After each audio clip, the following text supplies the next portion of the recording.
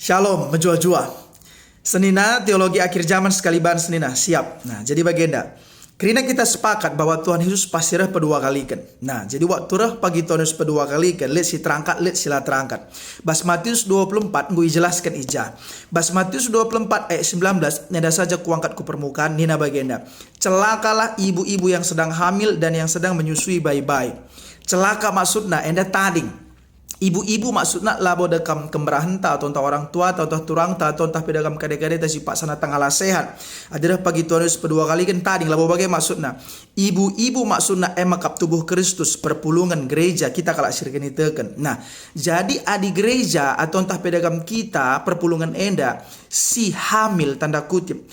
Hamil maksudnya lah bertobat ras lahir baru enda tading. Ras menyusui bayi-bayi, perpulungan si bayi-bayi rohani yang dalam lah bertumbuh, lihat jedagam perjengilan, lah si pahaman si stigma gelut, lah bertumbuh bagailah gel-gel yang dalam, lihat yang dalam manusia lama lah bertobat jedagam. Enda adirah bagi Tuhan Yesus tading. Maka laban cilang kita harus dewasa serohani, laban cilang kita harus bertobat tiap-tiap hari, laban cilang kita harus bertumbuh. Bujur, pagi ku tambah hika.